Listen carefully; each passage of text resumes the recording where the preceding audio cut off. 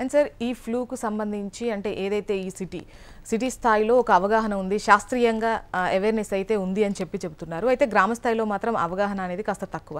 మరి వారు ఎటువంటి జాగ్రత్తలు తీసుకుంటారో చెప్పండి.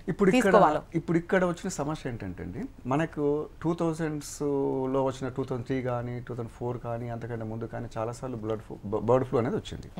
సో అప్పుడు ఆర్గనైజర్ సెక్టార్లో ఉన్నటువంటి బర్డ్స్లు బాగా ఎఫెక్ట్ అయినాయి. అంటే లేయర్ ఫార్మ్స్ కావచ్చు, బ్రాయర్ ఫార్మ్స్ కావచ్చు, north India, south India, middle India, ఎక్కడైనా కానీ అన్ని రాష్ట్రాలు దాదాపుగా ఎఫెక్ట్ అయినవి.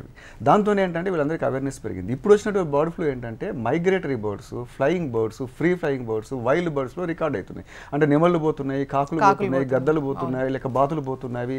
సదరన్ పార్ట్ కేరళ చూసుకుంటే చాలా వరకు బాతులు పెంచే వాళ్ళ సంఖ్య ఎక్కువగా ఉన్నాయి, అక్కడ ఎక్కువ పోతున్నవి.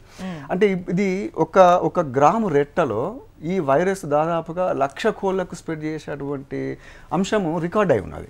సో గ్రామీణ ప్రాంతంలో రైతాంగం తీసుకోవాల్సిన అంశాలు ఏంటంటే, వాళ్ళు ఏదైతే బర్డ్స్ చనిపోతాయో ఒకవేళ, అంటే వైల్డ్ బర్డ్స్ వాళ్ళ క్షేత్రాల్లో చనిపోవచ్చు, లేకుంటే ఇంటి పక్కన ఎక్కడైనా చనిపోవచ్చు. అటువంటప్పుడు దాన్ని వాళ్ళుగానే ముట్టకుండా గ్రామీణ ప్రాంతంలో అందుబాటులో ఉన్నటువంటి వెటర్నేరియన్స్ కానీ సపోర్టింగ్ స్టాఫ్ కానీ వాళ్ళకి ఇన్ఫర్మేషన్ ఇచ్చి దాన్ని కరెక్ట్గా డిస్పోజ్ చేసి దాన్ని పూర్తి చేయటము లేకుంటే కాల్ చేయడం కనుక చేసినట్టుగా ఉంటే స్ప్రెడ్ను కొద్దిగా అరికట్టే అవకాశం ఉన్నది.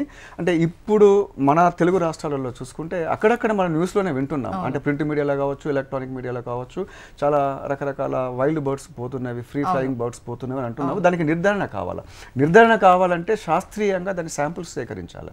ఆ సేకరించినటువంటి శాంపుల్స్ మనకు ప్రోటోకాల్ ఉన్నది, SOPs అంటాం కదా. అలాగే ఈ బర్డ్ ఫ్లూకి ఎలా ఫాలో కావాలనేది రీసెంట్గా ఒక 4-5 డేస్ బ్యాకే గవర్నమెంట్ ఆఫ్ ఇండియా అన్ని స్టేట్స్కి, అన్ని రాష్ట్రాలలో ఉన్నటువంటి పశుసంవర్ధక శాఖకి ఏం చేయాలన్నటువంటి గైడ్లైన్స్ ఇచ్చినది. ఆ గైడ్లైన్స్ ప్రకారంగా కేవలము అక్కడ ఉన్నటువంటి ట్రైన్ అయినటువంటి వెటర్నేరియన్ మాత్రమే ఆ శాంపుల్స్ కలెక్ట్ చేసుకొని అవి భోపాల్ ల్యాబొరేటరీకి పంపించాల్సి వస్తుంది.